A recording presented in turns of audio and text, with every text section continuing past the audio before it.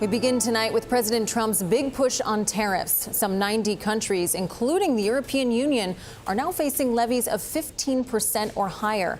But as some major trading partners strike side deals, businesses and consumers are still grappling with uncertainty. CBS's Erica Brown reports from the White House.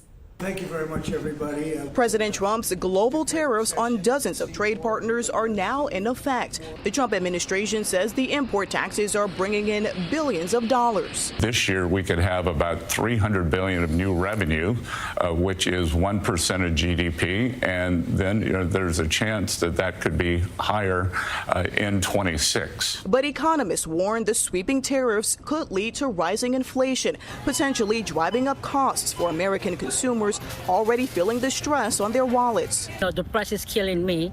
Instead of saving money in my bank account, I'm using it in groceries. And it could make it harder for some businesses that rely on holiday shopping to turn a profit for the year. In other years, you're able to predict whether this fall is going to be a good year or the holidays are going to be a good year or kind of a down year.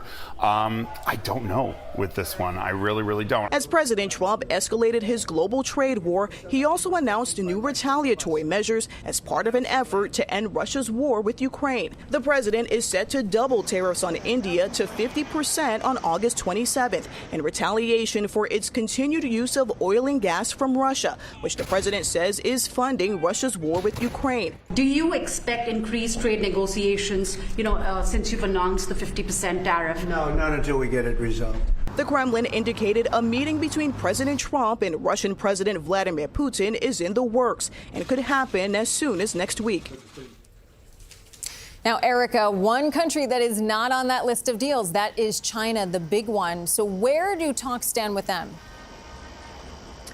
Well, Kelly, as of now, a new trade deal has not yet been announced between the U.S. and China, but Commerce Secretary Lutnick says that the current 90-day truce could possibly be extended for an additional 90 days. That truce was reached in May and is set to expire next week. It included a 30% tariff on Chinese goods. That was negotiated down from 145% and a 10% tariff on American goods. Now, as of now, negotiations continue, but it comes as President Trump also suggested that Beijing could face additional tariffs for purchasing Russian oil. This is part of the White House's efforts to put more pressure on Russia to reach a peace deal to end the war with Ukraine.